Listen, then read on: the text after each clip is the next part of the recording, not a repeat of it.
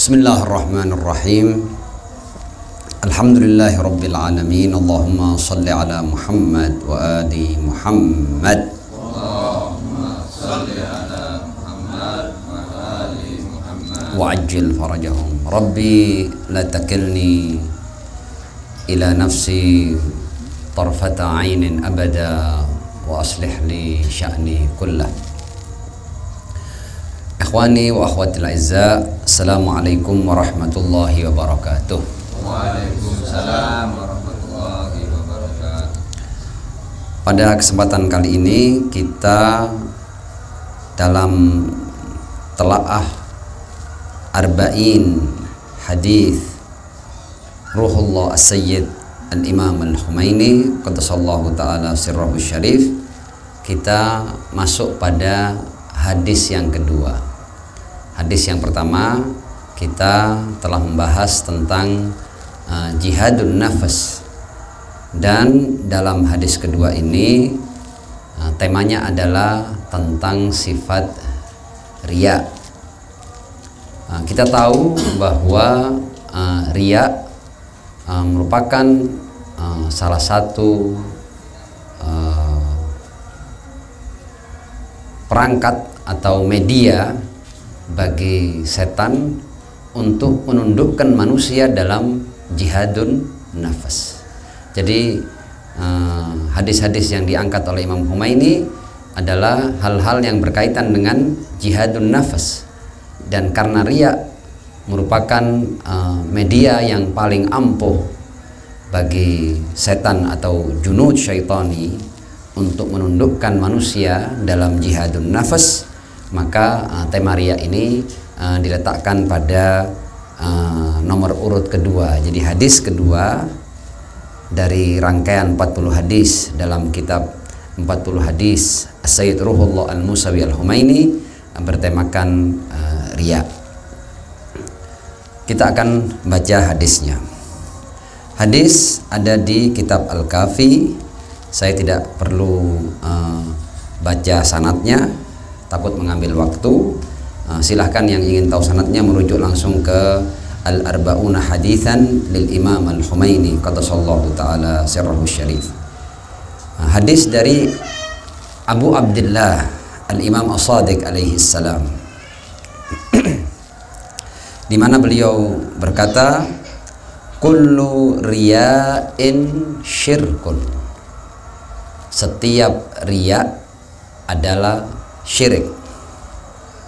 Innahu man amila linnas kana thawabuhu 'alan nas. Siapa yang beramal untuk manusia atau demi manusia, bukan karena Allah, maka pahalanya dia akan ambil dari manusia. Wa man amila lillah kana thawabuhu 'ala Allah. Dan barang siapa yang beramal untuk Allah, maka pahalanya menjadi tanggung jawab Allah Subhanahu wa ta'ala. Jadi hadis cukup luar biasa dan mempunyai makna yang serius, karena sifat riya ini langsung didefinisikan sebagai sebuah perbuatan syirik. Kullu riya'in syirkun. Nah, kenapa seperti itu? Kita akan lihat penjelasan dari Al-Imam Al-Humaini qaddasallahu ta'ala sirrahu syarif. Kita akan masuk pada definisi riya. Apa sih riya itu?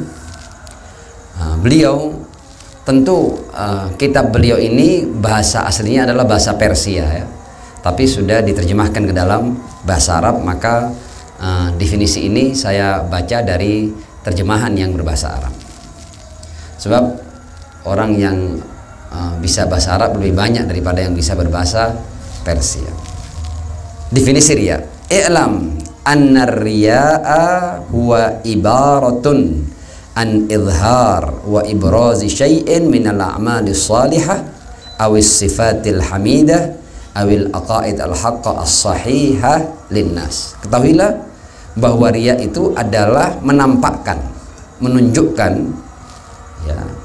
sesuatu seperti amal-amal yang baik, atau perangai-perangai yang baik, atau keyakinan-keyakinan yang benar tapi itu dia tunjukkan, dia ekspresikan, ya, dia tampakkan itu untuk manusia, untuk mendapat sanjungan dari manusia, pujian dari manusia, aplaus dari manusia, apresiasi dari manusia. Jadi menampakkan sesuatu, baik itu dari amal-amal yang baik atau perangai-perangai yang baik atau keyakinan-keyakinan yang benar terhadap manusia, dan dalam rangka mendapat pujian atau popularitas atau aplaus, ya, dari manusia, dan bukan karena Allah Subhanahu wa taala, itu adalah dinamakan perbuatan riya. Jadi riya ini meliputi 3 hal, ya. Ada yang berkaitan dengan amal atau amal-amal soleh, ada berkaitan dengan akidah-akidah yang benar atau keyakinan-keyakinan yang benar, dan juga berkaitan dengan sifat-sifat atau perangai-perangai yang baik. Nah, kita akan lebih jauh membahas apa maksud dari 3 macam riya ini. Jadi riya itu ada kalanya dalam akidah, ada kalanya dalam akhlak dan perangai, ada kalanya dalam perbuatan-perbuatan atau amal-amal tertentu.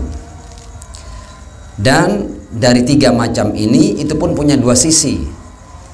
Jadi ada kalanya riya itu dia menunjukkan sisi baik dari akidah, perangai dan amal, dan bahwa dirinya seperti itu.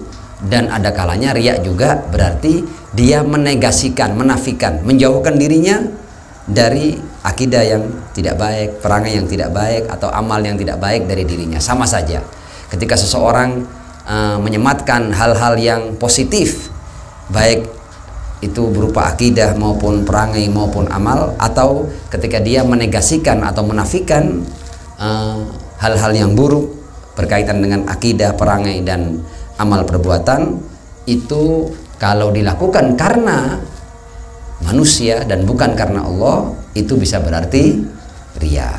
Nah, sekarang contoh riya dalam akidah. Seperti apa sih riya dalam akidah itu? Kadang-kadang kita sering mendengar orang itu dalam obrolan-obrolan ketika dia mengatakan bahwa kalau saya tidak yakin ada yang bisa berpengaruh atau menentukan selain Allah Subhanahu wa taala. Jadi kadang-kadang dalam obrolan seorang tidak sadar ucapannya ini luar biasa, indah, punya makna yang dalam, dan dia katakan saya tidak yakin ada yang bisa berbuat sesuatu selain Allah Subhanahu wa taala. Tapi dia ucapkan ini dalam rangka apa? Dalam rangka supaya orang lain melihat dia, wah, sosok ini punya iman yang luar biasa, ya. Hati-hati. Ya, kadang-kadang sesuatu yang baik setan mampu merubahnya menjadi sesuatu yang buruk. Atau kadang-kadang orang mengatakan saya ini tidak ada yang saya takuti kecuali Allah. Tapi dia ucapkan dalam rangka supaya orang tahu siapa dia. Saya inilah sosok yang hanya takut kepada Allah. Kepada selain Allah saya tidak takut. Tapi dia ucapkan ini bukan lantaran dia betul-betul takut kepada Allah, tapi lantaran dia mendapatkan apresiasi atau pujian dari orang lain bahwa kalau orang ini tidak ada yang ditakuti kecuali Allah. Ini muwahhid sejati ini. Inni la atawakkalu ala ahadin siwallah. Saya hanya bertawakal kepada Allah. Jadi kalau saya dimanapun, kapanpun, ketika menjalani apapun, saya pokoknya pasrahkan segala sesuatu kepada Allah. Ini baik kalau dia ucapkan betul-betul karena Allah. Tapi kalau dia ucapkan dalam rangka mendapatkan apresiasi atau aplaus atau pujian atau mendapatkan tempat di hati manusia, maka itu menjadi sesuatu yang buruk. Nanti akan kita bahas lebih jauh. Atau kadang-kadang riya itu tidak harus dia ucapkan. Kadang-kadang ketika seorang berbicara tentang hal-hal yang baik, ya, tentang tawakal, tentang ridho kepada Allah, kemudian setan cuma menggodanya lewat apa? Lewat anggukan. Benar-benar yang kamu ucapkan, luar biasa yang kamu ucapkan. Anggukan kepalanya ini dia hendak menarik perhatian orang lain bahwa dia termasuk orang-orang yang mempunyai keimanan yang seperti itu. Hati-hati. Ini contoh riya dalam akidah atau keyakinan. Ada kalanya riya dalam hal perangai. Contoh umpamanya, saya ini sepanjang hidup saya tidak pernah berdusta. Dan saya paling tidak suka dengan orang yang berdusta. Dia menyematkan sifat jujur pada dirinya. Tapi tujuannya apa? Bukan dia betul-betul jujur, atau bukan karena Allah dia ucapkan itu, tapi dia ucapkan ini dalam rangka supaya orang memberikan pujian bahwa oh, kalau sosok ini jujur, luar biasa. Atau ketika dia katakan saya ini pantang berdusta, dia menegasikan perangai buruk dari dirinya, tapi juga bukan dalam rangka mendapatkan ridho Allah, tapi dalam rangka mendapatkan pujian dari manusia. Dan kita bisa melihat diri kita tidak usah melihat orang lain lah, kita bisa melihat diri kita. Kadang-kadang kita kecolongan oleh kelihayan setan. Setan kadang-kadang mampu dengan tipu dayanya menjadikan sesuatu yang baik, sesuatu yang bernilai, sesuatu yang punya makna tinggi menjadi sebuah amalan yang justru akan menghancurkan kita, karena kita lakukan semua itu bukan karena Allah Subhanahu wa ta'ala. Dan macam yang ketiga dari riya adalah riya dalam perbuatan-perbuatan. Ya, seseorang tiba-tiba dalam sholatnya, kalau banyak orang di hadapannya, tiba-tiba takbirnya agak mantap, agak tidak tergesa-gesa ketika dia sholat, dan dia menunjukkan, menampilkan dirinya sebagai sosok yang khusyuk. Allahu Akbar. Karena ada yang lihat. Sebenarnya sholat yang seperti itu bagus, asal dia seperti itu, baik ada orang maupun tidak ada orang, no problem. Tapi kadang-kadang orang itu dia akan membaca sholatnya dengan kalimat-kalimat yang dengan pemaknaan yang mendalam, atau dengan tampilnya seorang yang sholat dalam keadaan khusyuk, tapi dalam rangka apa? Dalam rangka mengejar pujian atau apresiasi dari manusia. Nah, jadi ada kalanya riya dalam ibadah itu ya dalam ibadahnya atau dalam caranya. Jadi kalau tidak ada orang dia takbirnya biasa Allahu Akbar, tapi ketika ada orang dia atur arah kiblatnya, kemudian dia betul-betul tidak langsung itu sholat, dan dia kemudian mengangkat tangannya dalam takbiratul ihram dengan satu gerakan tertentu, sehingga pokoknya dia ingin paham bahwa kalau saya sholat itu seperti ini, Allahu Akbar. Hati-hati, kita bisa terjerumus dalam perbuatan riya. Atau bukan dalam keseluruhan sholat, hanya dalam bagian-bagian tertentunya, Makanya ketika baca surat Al-Fatihahnya, Bismillahirrahmanirrahim, Alhamdulillahirabbil alamin. Pokoknya bacaannya dia baca sedemikian rupa dalam rangka apa? Supaya orang tahu bahwa kalau saya baca Fatihah, saya tidak mau cepet-cepetan. Saya kalau sholat, saya dengan penuh tumaknina. Setiap kalimat dalam surat itu saya baca dengan penuh ketenangan. Nah, tapi orang yang seperti ini biasanya kalau dia sholat sendirian, boleh jadi agak ekspres baca Fatihahnya. Ala kulli hal. Atau ketika seseorang kemudian, saya ini paling tidak suka kalau saya mau masuk toko kok jual minuman keras. Saya paling tidak suka, saya paling benci kalau ada toko yang jual minuman keras. Tapi tujuannya apa? Tujuannya supaya ini orang ini berarti dia sangat anti pada hal-hal yang haram. Nah, hati-hati ya. Kadang-kadang setan bisa menjebak kita. Sebenarnya yang kita ucapkan itu benar, tapi ketika setan memainkan hati kita dan yang kita tuju bukan keridhaan Allah Subhanahu wa taala, tapi pujian atau agar kita mendapatkan tempat di hati orang lain, maka amalan itu bisa tidak punya nilai apa-apa. Khususnya kata Al-Imam Al-Khumaini qaddasallahu ta'ala sirruhu syarif, riya yang dalam akidah, riya dalam keyakinan ini bisa berakhir dengan kekufuran. Nah, kita lihat nanti keterangan beliau bahwa riya dalam hal keyakinan atau dalam hal akidah, ini adalah jenis riya yang paling berbahaya. Bahkan azabnya juga lebih pedih dibandingkan azab daripada riya dalam hal perangai ataupun amal perbuatan. Dan kegelapannya bagi hati manusia itu lebih dahsyat daripada macam-macam lain riya. Ini riya dalam keyakinan dan akidah. Nah, kata Al-Imam Al-Khumaini qaddasallahu ta'ala sirrahu syarif, kalau orang yang riya dalam hal akidah dan pada hakikatnya dia tidak yakin pada apa yang dia pamerkan, ya, dia belum sampai pada keyakinan itu, dia belum sampai pada tawakal yang seperti itu, tapi dia tampakkan seakan-akan dirinya seperti itu. Nah, ini juga bisa menjadikan pelakunya itu, selain dia sebenarnya tidak punya iman, dia juga bisa jatuh dalam predikat nifaq. Dia bukan hanya ghairu mu'min, tapi dia munafik. Karena berbeda antara seseorang yang tidak beriman dengan orang yang munafik.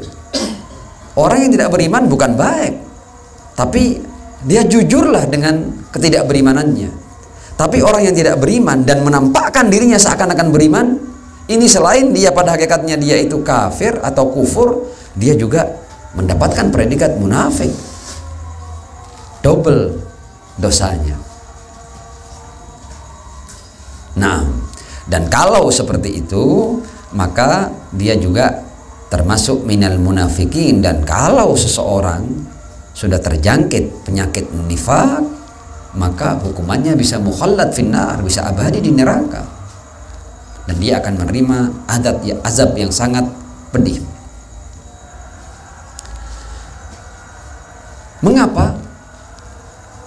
Mengapa kok riya dalam hal keyakinan bisa berkonsekuensi berat seperti ini? Jawabannya adalah karena sebenarnya hal-hal yang berkaitan dengan keyakinan, al-ma'arif al-ilahiyah, al-aqaid al-haqqah, itu seharusnya murni untuk Allah Subhanahu wa ta'ala, harus khalis lillahi ta'ala. Dan memang hal-hal yang berkaitan dengan keyakinan itu sebenarnya hanya untuk Allah Subhanahu wa ta'ala. Nah, kalau sampai hal-hal yang berkaitan dengan keyakinan itu dilakukan oleh seseorang dalam rangka meraih pujian bukan dari Allah tapi dari manusia, maka dia sebenarnya telah menjadikan manusia sebagai sekutu bagi Allah Subhanahu wa ta'ala. Jadi dalam hal keyakinan, asyraka fiha ghairah, dia menjadikan selain Allah sebagai sesuatu yang hendak dia raih kerelaannya atau keridoannya atau pujiannya. Dan hati yang seperti itu adalah hati yang sedang diacak-acak oleh setan sebenarnya. Setan sedang bermain dengan hatinya. Bagaimana seseorang dengan keyakinan yang seharusnya untuk Allah Subhanahu wa ta'ala, kemudian dia jadikan masalah keyakinan ini untuk meraih pujian manusia. Keyakinan itu tujuannya adalah keimanan, tujuannya adalah ketulusan. Nah, setan saking canggihnya, kadang-kadang lihainya, menjadikan hal-hal yang khusus untuk Allah ini adalah untuk selain Allah Subhanahu wa ta'ala. Dan kalau sudah seperti itu, berarti hatinya bukan untuk Allah, hatinya untuk manusia. Yang dia kejar itu pujian manusia, apresiasi manusia, supaya dia mendapat tempat di hati manusia.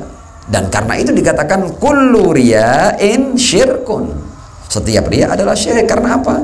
Karena seseorang yang ingin mendapatkan pujian dari selain Allah Subhanahu wa ta'ala, berarti dia sedang menyekutukan Allah Subhanahu wa ta'ala. Dan kalau kita tidak mampu mengobati penyakit ini sampai ajal kita tiba, maka sangat dikhawatirkan kita akan keluar dari dunia ini tanpa iman.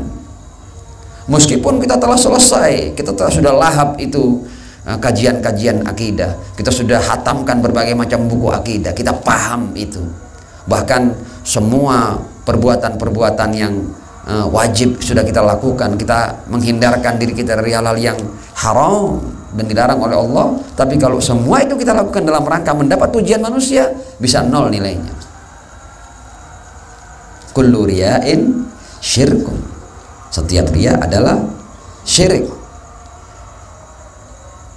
Dan kalau kita tidak hati-hati, maka hati kita ini yang harusnya khusus untuk Allah Subhanahu wa taala bisa ditempati oleh selain pemilik hati ini, yaitu oleh selain Allah Subhanahu wa taala. Dan kalau sudah hati kita ini bukan untuk Allah, maka hati itu gelap.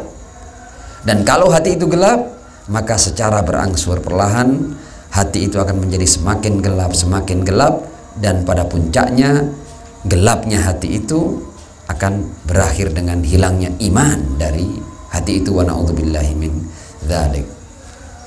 Dalam statement atau dalam ucapan, dia menyatakan dirinya sebagai seorang mukmin, orang mengenal dia sebagai seorang mukmin, tapi imannya tidak ada makna, hanya nama saja tanpa makna. Karena apa?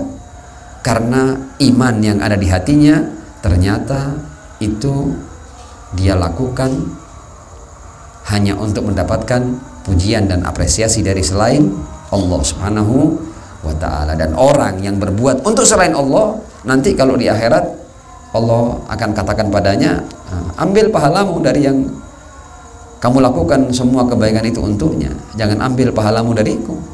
Engkau berbuat tidak untuk aku. Kalau engkau berbuat untuk aku, pahalamu ada padaku.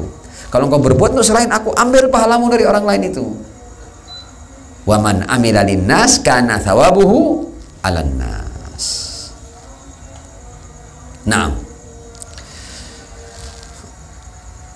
Al-Imam Al-Khumaini dalam menyempurnakan hadis yang kedua ini, beliau juga bawa hadis lain dalam rangka menjelaskan kullu riya'in syirkun. Kata hadis ini, kalau kita mau beri tema adalah Allah hendak mengatakan bahwa aku adalah sekutu terbaik. Aku adalah sekutu terbaik. Ana khairu syarikin. Jadi Allah itu kalau disekutukan, dia akan menjadi sekutu yang terbaik. Dia katakan, ya sudah, aku tidak ingin menjadi bagian daripada tujuanmu. Kalau tujuanmu bukan hanya untuk aku, katakanlah tujuanmu untuk aku Allah dan untuk selain aku, maka aku akan mengundurkan diri. Silahkan, keyakinan, perangai dan perbuatan itu berikan kepada yang selain aku. Aku akan mengundurkan diri. Aku tidak mau ambil bagian. Aku ingin mendapatkan ketulusan yang sempurna. Aku ingin menjadi tujuan satu-satunya.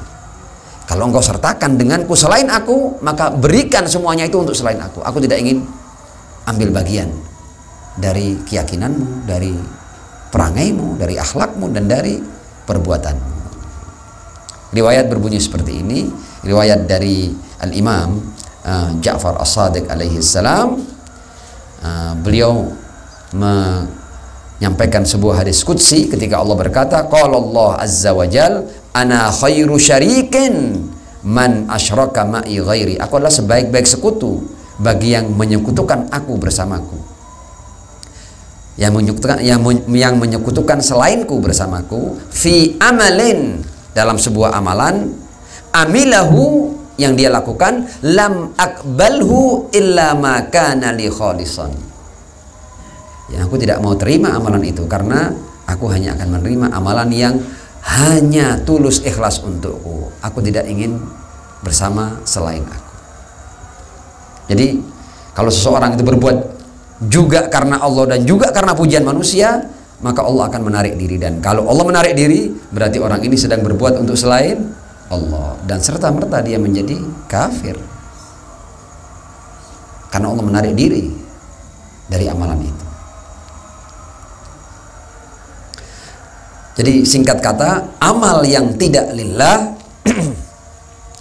tidak akan dilihat, tidak akan dianggap, tidak akan dinilai oleh Allah Subhanahu wa ta'ala. Jadi seseorang yang pada awalnya itu menyekutukan Allah, hasilnya adalah kekufuran. Karena apa? Karena Allah akan menarik diri. Allah tidak mau dia dengan sekutu. Katakanlah seseorang ini melakukan pengabdian juga untuk Allah, juga untuk selain Allah. Allah mengatakan, aku akan menarik diri. Aku tidak mau jadi bagian dari orang-orang yang dituju. ketika Allah menarik diri dari sebuah amalan yang dilakukan dengan syirik, maka akhirnya si musyrik menjadi kafir karena dia sudah mengabdi hanya untuk selain Allah Subhanahu wa ta'ala, karena Allah menarik diri. Nah,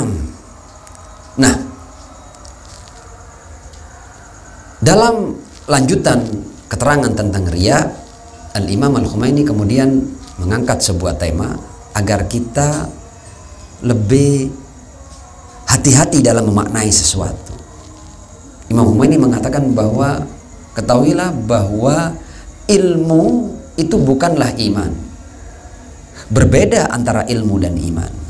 Ilmu itu adalah sesuatu yang diraih oleh akal manusia. Sementara iman adalah sesuatu yang diraih oleh hati manusia. Memang cikal bakal iman adalah ilmu, tapi ilmu bukanlah iman.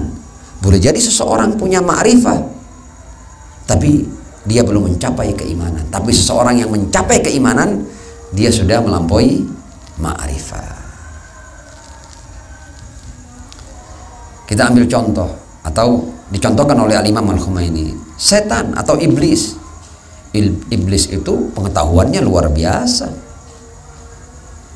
Iblis yang dalam riwayat-riwayat dikatakan sudah 6.000 tahun beribadah kepada Allah, dan ketika diperintah oleh Allah untuk sujud kepada Adam dia tidak mau, aba wastakbara, itu pengetahuannya sampai dia disejajarkan dengan para malaikat. Pengetahuannya lebih dari cukup, bahkan boleh jadi lebih dari kita semua ini. Tapi ternyata ilmu yang luas bagi sosok iblis tidak menjadikan dia beriman. Jadi berbeda antara ilmu dan iman. Nah, untuk memahami apakah kita sudah punya iman atau belum punya iman, ada barometernya. Dan barometernya sangat mudah. Imam Khumaini menjelaskan barometer ini bisa kita rasakan. Apa barometernya? Beliau jelaskan seperti ini. Kalau kita mau kasih judulnya, barometer iman adalah ketenangan jiwa dan ketentraman hati. Apa maksudnya? Kita akan kaji lebih jauh. Wa kamalul iman huwal itminan. Sempurnanya iman adalah ketika seorang sudah sangat tentram. Artinya orang sudah keluar dari kegelisahan, dari kekhawatiran, dari kecemasan. Itu berarti dia beriman. Kalau ada seorang hamba yang masih cemas, masih gelisah, masih khawatir, takut-takut, gelisah, gundah, gulana dan lain sebagainya, ini berarti hamba ini tidak kenal Tuhannya. Seorang hamba yang punya iman terhadap Tuhan yang Maha Rahman, Maha Rahim, yang Maha segala-galanya, seharusnya hamba itu tenang dan tentram hatinya. Karena dikatakan ala inna awliya Allah la khaufun alaihim wa lahum yahzanun. Tentu ini ada ada makom-makomnya. Tapi kalau sampai seseorang tidak punya sama sekali ketenangan jiwa dan ketentraman hati, berarti hatinya jauh dari keimanan. Karena ukuran keimanan adalah ketenangan jiwa, ketentraman hati. Kata Imam Khumaini, ketika cahaya iman itu menguat, maka ketentraman atau ketenangan dalam hati juga semakin bertambah. Dan keimanan ini bukan ilmu. Bukanlah ilmu. Boleh jadi ilmu itu kan urusan akal kan. Boleh jadi akal manusia secara pengetahuan, secara keilmuan dia telah sampai pada pemahaman tertentu, pada pengetahuan tertentu. Tapi ketika apa yang diketahui belum menjadi sesuatu yang dia yakini, maka ilmu ini tidak berarti. Imam Khumaini mencontohkan dengan contoh yang menarik. Kata Imam Khumaini, kita ini, semua ini dengan pengetahuan kita yakin bahwa seseorang yang telah meninggal dunia, ya, katakanlah seorang penjahat meninggal dunia, tukang bunuh ini, pembunuh berantai, ya, kalau sudah meninggal dunia, bahaya mana? Hidupnya dia atau matinya dia? Tentu ketika dia masih hidup. Ketika dia hidup, ini pembunuh berantai, pembunuh berdarah dingin. Tapi ketika sudah mati, kita semua dengan pengetahuan yakin bahwa orang yang sudah mati tidak bisa bangkit kembali kemudian dia melakukan pembunuhan lagi. Tidak pernah terjadi itu. Pernah melihat cerita orang dari kematian bangkit lagi kemudian menggegerkan sebuah kawasan namanya. Tidak ada. Orang yang sudah mati ya mati. Dia pasrah kepada orang mau memperlakukan apa terhadap dirinya. Artinya pengetahuan kita mengatakan bahwa orang yang sudah mati sudah tidak berdaya, tidak bisa berbuat apa-apa. Tapi pengetahuan ini kadang-kadang belum sampai pada keyakinan. Kadang-kadang orang ketika disuruh tidur ya dengan sosok yang sudah mati di malam hari sendirian dalam ruang yang gelap, tidak berani. Padahal pengetahuannya mengatakan bahwa sosok ini yang sudah mati ini, mayit ini, jenazah ini tidak bisa berbuat apa-apa. Tapi karena pengetahuan ini belum sampai pada keyakinan, ada banyak orang yang takut untuk tidur semalam dengan mayit. Betul tidak? Nah, itu beda antara pengetahuan dengan iman. Kadang-kadang sesuatu secara pengetahuan sudah selesai buat kita, yakin kita, tapi belum menjadi sesuatu yang kita yakini, belum sampai pada iman. Jadi iman itu urusan hati, sementara pengetahuan dan ilmu urusan akal. Nah, hal ini juga terjadi pada hal-hal yang kita yakini. Boleh jadi secara pengetahuan kita ini sudah yakin bahwa Tuhan itu ada, bahwa Tuhan itu maha segala-galanya, dia hanya satu esa, tidak ada Tuhan kedua, tidak ada Tuhan ketiga. Boleh jadi secara pengetahuan kita sudah memperkaya diri kita dengan argumentasi-argumentasi rasional. Kita yakin bahwa Tuhan itu ada, Tuhan maha segala-galanya. Selesai kita secara pengetahuan, selesai. Tapi apakah itu serta-merta menjadi iman? Tidak. Ternyata kita masih berani melawan, masih berani melanggar. Itu berarti keberadaan Tuhan, keesaannya, bahwa dia maha segala-galanya, itu masih berada dalam pengetahuan kita, belum menjadi keimanan kita. Dan karenanya kita masih berbuat untuk dapat pujian orang lain. Masih penting itu orang lain memuji kita itu. Masih penting orang lain tahu bahwa saya yang melakukan ini. Jangan sampai orang tidak tahu loh ya, saya yang melakukan ini. Jadi kalau sampai kebaikannya tidak diketahui orang lain, orang ini seakan-akan belum berbuat baik. Padahal seorang yang beriman, dia sudah selesai dengan yang begitu-begitu. Dia bahkan tidak perlu khawatir, seandainya pun perbuatan baiknya tidak ada satu mata pun yang melihatnya, dia tidak pernah khawatir, karena dia yakin bahwa tidak ada perbuatan yang luput dari pengawasan Allah Subhanahu wa Ta'ala. Tapi orang yang masih di level pengetahuan, dia tidak puas kalau perbuatan baiknya tidak diketahui oleh orang atau oleh manusia. Jadi Imam Khomeini memberikan hati-hati ya, jangan sampai kamu keliru. Kadang-kadang sesuatu itu sudah menjadi ilmu bagimu, sudah menjadi ma'rifah bagimu, tapi belum menjadi iman. Jadi kalimat la ilaha illallah atau la haula wala quwata illa billah, ada kalanya kita masih mampu menulisnya dengan pena akal sehingga menjadi pengetahuan. Tapi kapan ini menjadi keyakinan, menjadi iman? Ketika kita sudah mampu menulisnya dengan pena hati, baru itu menjadi keimanan dan keyakinan.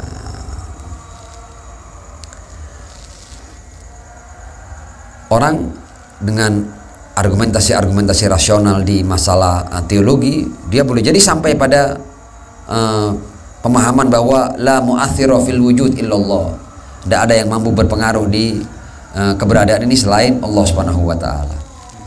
Tapi ada kalanya pengetahuan ini belum sampai pada level keimanan, sehingga orang masih perlu untuk mendapatkan pujian, sanjungan, dan apresiasi dari selain Allah Subhanahu wa Ta'ala. Tapi seseorang yang sudah mampu menuliskan la mu'athira fil wujud illallah, tidak ada yang berpengaruh dalam keberadaan ini selain Allah, kalau dia sudah mampu menulisnya dengan pena hati, dia sudah tidak pernah menanti, tidak pernah sibuk, tidak pernah penting baginya pujian orang, sanjungan orang, yang dengannya dia katakanlah dapat posisi di hati manusia atau menjadi sosok yang populer sebagai orang yang katakanlah punya banyak kebaikan. Sudah tidak penting lagi baginya ketika pernyataan tadi sudah ditulis dengan pena hati, bukan hanya dengan pena akal. Jadi ukuran dia ini adalah ukuran apakah kita sudah beriman atau belum. Jadi kalau kita masih kepingin dipuji, kepingin dikenal orang, kepingin diapresiasi, berarti boleh jadi masalah-masalah tauhid masih mampu kita tulis dengan pena akal, dan kita belum mampu menulisnya dengan pena hati. Dan kalau itu yang terjadi, berarti kita minal musyrikin. Dan kalau kita minal musyrikin, tadi sudah kita jelaskan, kita minal kuffar. Dan kalau yang kita jadikan sebagai bahan riya itu tidak kita yakini, kita juga plus mendapat predikat minal munafikin wa na'udzubillahi min dzalik. Dan karena itu tidak ada dosa yang tidak diampuni oleh Allah. Semua dosa diampuni, kecuali apa? Kecuali asyirik. Karena syirik itu sama dengan seseorang ini tidak meyakini Tuhan. Al-Quran mengatakan, innallaha la yaghfiru ayyushraka bihi. Kalau seseorang sudah dalam keyakinannya, dalam perangainya, dalam perbuatannya, yang dia tuju bukan semata-mata Allah Subhanahu wa taala, berarti dia musyrik. Kalau dia musyrik, artinya dia kufur, dia tidak yakin kepada Allah. Kalau dia tidak yakin kepada Allah, bagaimana orang ini bisa mendapat ampunan? Dia iman aja tidak punya kok. Syaratnya orang dapat ampunan ketika dia beriman. Ketika tidak ada iman, maka tidak bisa diampuni ini, karena dia tidak punya iman. Syarat mendapatkan ampunan adalah adanya iman. Boleh jadi seorang itu mukmin, tapi dalam imannya dia tidak tahan. Katakanlah dia kadang berbuat keburukan ini, keburukan itu. Ini bukan berarti berbuat buruk boleh ya, bukan berarti berbuat maksiat boleh ya. Tapi kalau keburukan-keburukan itu tidak berarti syirik, berarti masih ada iman. Dan kalau ada iman, dia berpeluang untuk mendapat ampunan dari Allah Subhanahu wa taala. Wa yaghfiru ma duna dzalik liman yasha wa man yusyrik billah faqad iftara itsman azima. Dan kalau seorang dalam keyakinannya, dalam perangai-perangainya, dalam perbuatan-perbuatannya, itu yang dituju ada juga selain Allah, atau bahkan kalau semata-mata untuk selain Allah, maka dia telah melakukan dosa yang luar biasa besar. Nah, kemudian Imam Khomeini mengatakan bahwa wahai manusia yang masih belum bisa keluar dari perbuatan riya, ayyuhal murai, wahai orang yang menitipkan keyakinannya di tangan musuh Allah, maksudnya terhadap setan, dan engkau berikan hatimu yang harusnya merupakan rumah khusus bagi Allah Subhanahu wa taala kepada selain Allah Subhanahu wa taala, maka yang akan membakar hatimu itu adalah api Allah. Jadi ada neraka jahanam, tapi ada narullah, berbeda itu. Al-Quran mengatakan narullahil muqada allati tattali'u alal af'idah.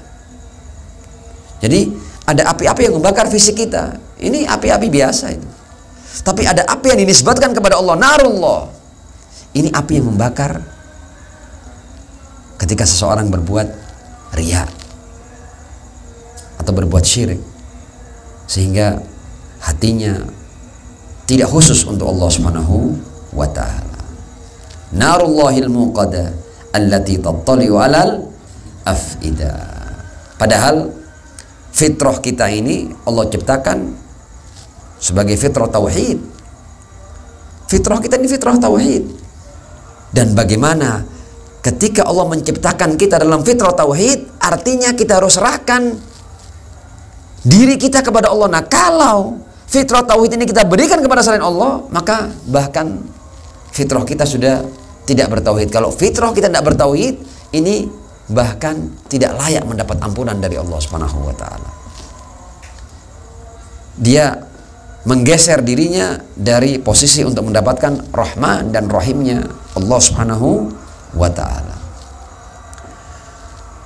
Orang yang seperti ini bahkan dia akan kehilangan hak untuk mendapat syafaat, karena orang-orang yang diberi hak oleh Allah untuk memberi syafaat, dia akan hanya memberikan syafaatnya kepada orang-orang yang masih punya iman. Kalau seseorang yang sudah kehilangan imannya, maka bahkan dia tidak berhak untuk mendapatkan syafaat dari asy-syafi'in, dan konsekuensinya bisa abadi dalam neraka dan mendapatkan amarah dari Allah Subhanahu wa ta'ala. Imam Khomeini lebih jauh menasihatkan jangan jual cinta ilahi dengan kecintaan tidak berarti dari manusia.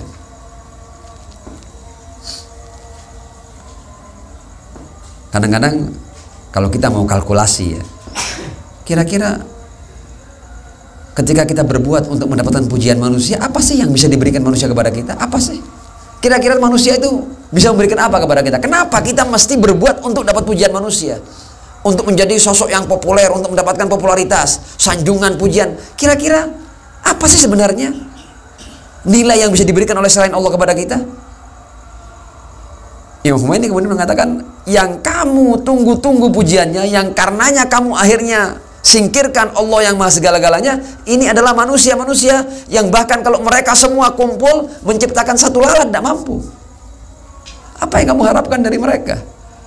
Alangkah bodohnya kamu, alangkah jahilnya kita manusia ini memberikan hati kita kepada orang-orang yang kalau mereka semua berkumpul bahkan menciptakan satu lalat tidak mampu. Apa yang hendak kamu raih dari perbuatan riya? Kamu tidak dapat apa-apa. Sementara kalau kamu berikan hatimu untuk Allah, kamu akan dapat segala-galanya.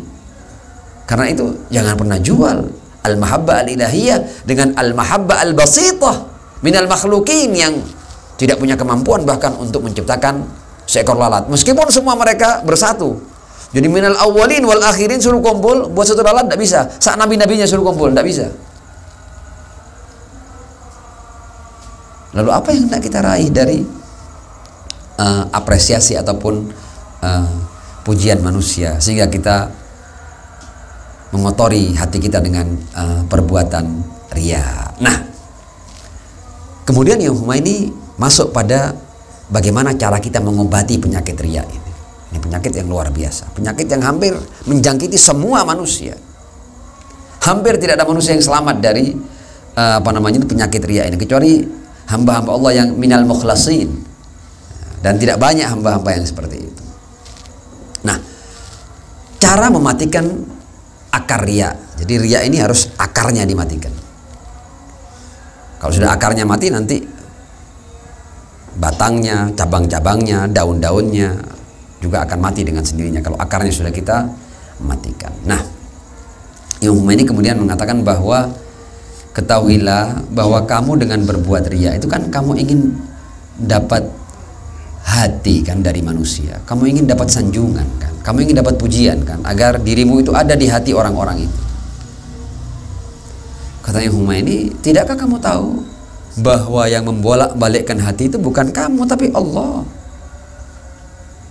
Kamu tidak punya akses ke hati manusia.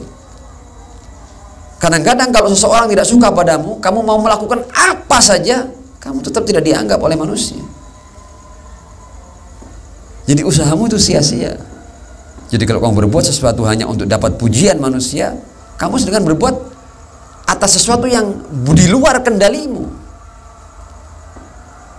Hati-hati manusia ini semuanya dalam kuasa Allah Subhanahu wa taala.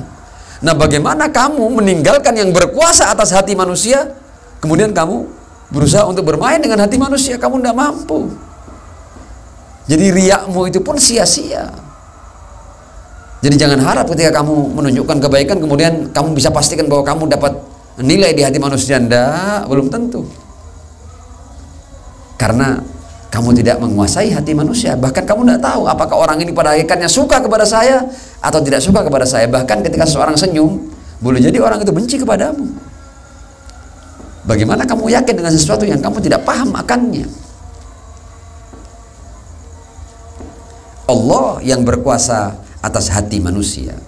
Karena itu di Al-Quran dikatakan innalladzina amanu, dan hati-hati ini.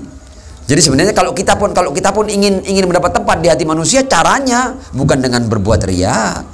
Caranya seperti ini, innalladzina amanu, orang-orang yang beriman kepada Allah, wa amilus shalihat, dan berbuat baik, sayaj'alu lahumur rahmanu wudda. Kamu cukup berbuat baik, tulus, ikhlas untuk Allah, imanmu untuk Allah, perbuatan baikmu untuk Allah, nanti otomatis hati-hati itu akan menjadi cinta kepadamu. Kamu tidak perlu menjadikan hati-hati manusia sebagai tujuanmu. Kamu tuju Allah, nanti yang mempunyai kuasa atas hati-hati manusia akan menjadikan hati-hati itu cinta kepadamu. Lagi pula cinta manusia pun juga ketika akhirnya mereka cinta kepadamu, mereka tidak bisa berbuat apa-apa. Mereka juga tidak memberikan apa-apa. Sadar bahwa katakanlah mereka cinta kepadamu, kamu hanya mendapatkan cinta. Bahkan ketika cinta kita raih dengan cara yang benar ya, katakanlah kita beriman kepada Allah, kemudian beramal karena Allah, dan akhirnya kita mendapatkan cinta manusia juga tidak berarti apa-apa bagimu. Kamu tetap dapat cinta dari orang-orang atau dari mereka yang kalau berkumpul menciptakan satu lalat pun tidak mampu. Lalu apa yang hendak kamu raih dari cinta itu? Tidak ada artinya juga.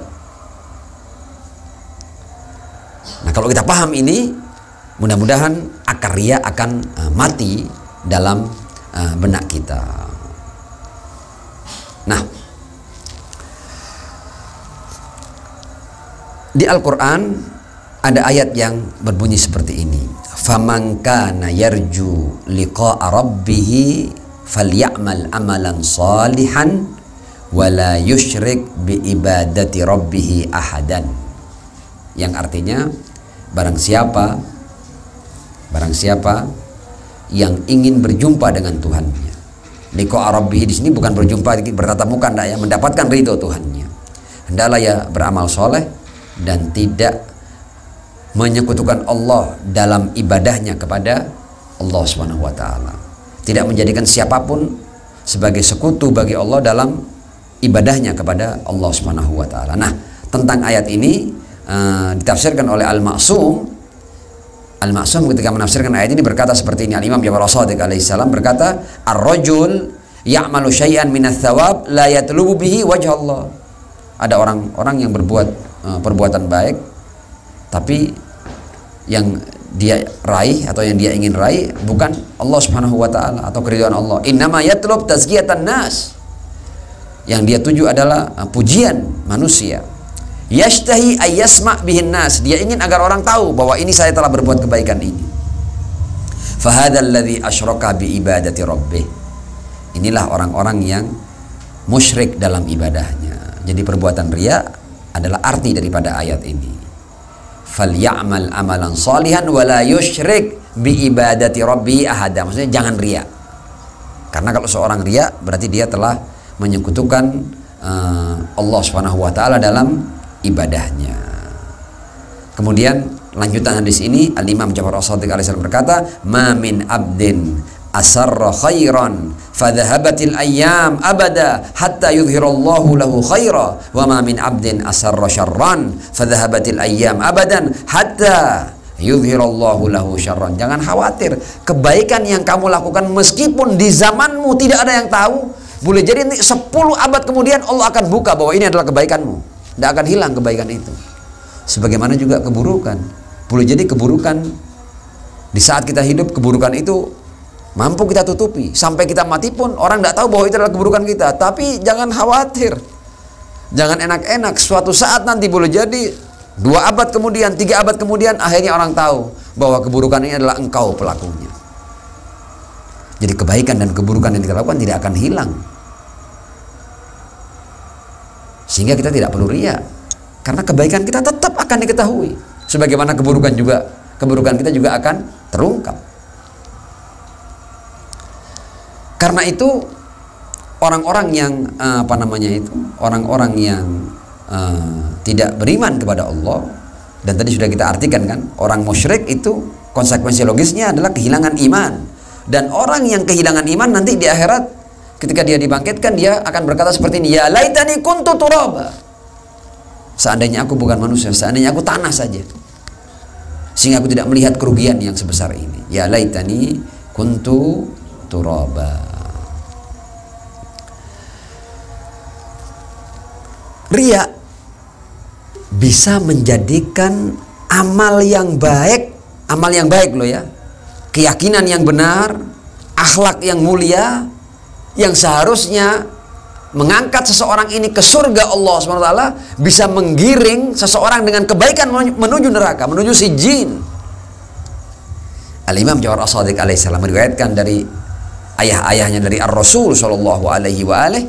Rasul ketika berkata bahwa ada malaikat-malaikat yang ketika naik ke langit membawa amalan hamba, malaikat ini berseri-seri mubtahijan bih, ketika malaikat membawa kebaikan-kebaikan seorang hamba. Tapi ketika akhirnya kebaikan ini diserahkan kepada Allah Subhanahu wa taala, Allah berkata apa? Ij'aluha fis sijjin.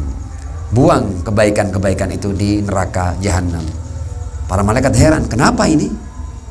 Apa jawaban Allah untuk malaikat?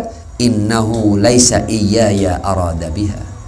Kebaikan-kebaikan itu dia lakukan bukan untukku. Sehingga kebaikan-kebaikan itu tidak akan mendapatkan apa-apa dariku. Innahu laisa iyaya arada biha. Dan malaikat yang sumringah ketika membawa kebaikan-kebaikan hamba ini menjadi sedih karena melihat bagaimana lihainya setan sehingga mampu membuat kebaikan seorang hamba menjadi sesuatu yang berakhir dengan keburukan dalam sijjin. Wa na'udzubillahi min dzalik. Intinya, jangan jual kebahagiaan abadi dengan kesengsaraan abadi. Kalau kita berbuat tulus ikhlas untuk Allah, artinya kebahagiaan abadi. Dan kalau kita berbuat tidak untuk selain Allah, berarti kita akan sampai pada kesengsaraan abadi. Nah, di dalam Al-Quran Allah Subhanahu wa ta'ala berkata, walladzina jahadu fina lanahdiyannahum subulana. Ini juga berkaitan dengan sebuah amalan yang betul-betul untuk Allah Subhanahu wa ta'ala. Dikatakan dalam ayat ini, orang-orang yang bersungguh-sungguh fina di jalan Allah Subhanahu wa ta'ala, lanahdiyannahum subulana. Aku akan tunjukkan jalan-jalan menuju kami. Artinya dengan keikhlasan, dengan ketulusan, dengan bersihnya keyakinan, perangai dan amalan dari riya, seseorang akan mendapatkan panduan dari Allah Subhanahu wa ta'ala. Man jahadu fina lanahdiyannahum subulana.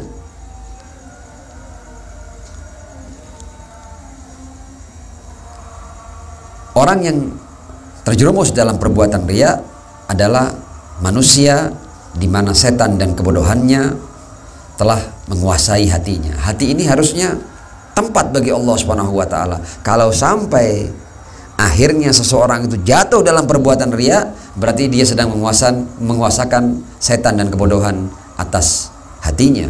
Dan alangkah meruginya orang yang seperti itu. Padahal Allah Subhanahu wa ta'ala berkata bahwa kalau kamu berbuat tulus ikhlas untukku, aku akan berikan kamu ini hal-hal yang tak terbatas. Dalam sebuah hadis qudsi Allah berkata seperti ini, ya ibna Adam, khalaqtul asya'a li ajlik. Aku ciptakan segala sesuatu ini untukmu wahai anak Adam. Wa khalaqtuka li ajli, tapi engkau aku ciptakan untukku. Jadi jangan pernah berbuat untuk selain aku. Seorang hamba ketika dia tulus ikhlas untuk Allah, maka dia akan sampai pada maqam kun fayakun. Dalam sebuah riwayat dikatakan bahwa penghuni surga yang tinggal di surga, dia akan mendapatkan risalah dari Tuhannya, yang kesimpulan artinya adalah dari minal hayyil abadi alladzi la yamut, dari zat yang maha hidup dan tidak akan pernah mati, kepada yang hidup dan tidak akan mati. Artinya kita ini ketika kita akhirnya sampai ke surga Allah, kita juga akan diberi keabadian oleh Allah. Idza aradtu syai'an qultu lahu kun fayakun. Aku ini, kata Allah, ketika aku inginkan sesuatu, aku akan katakan kun fayakun. Dan kamu hambaku, kalau kamu tulus ikhlas untukku, maka kamu juga aku akan berikan kekuatan kun fayakun. Ja'altuka hadzal yaum fi mustawan idza aradta syai'an qulta kun fayakun. Karena itu surga itu dikatakan fiha ma tashtahihil anfus. Penghuni surga itu dia akan mendapatkan apapun yang dia inginkan. Bagaimana caranya? Allah beri kekuatan dia kun fayakun. Artinya kita ini kalau berbuat tulus ikhlas untuk Allah Subhanahu wa taala, kita akan mendapatkan makom yang luar biasa tinggi itu. Ternyata hadis yang kedua ini pun kayaknya tidak bisa selesai ya dalam satu pertemuan, dan insya Allah kita akan lanjutkan dalam pertemuan yang berikutnya. Mudah-mudahan sedikit yang kita bahas tentang syarah Imam Khomeini atas hadis riya bisa memberikan kita pengetahuan yang lebih tentang sifat riya yang sangat berbahaya ini. Walafu minkum, wassalamualaikum warahmatullahi wabarakatuh. Waalaikumsalam warahmatullahi wabarakatuh.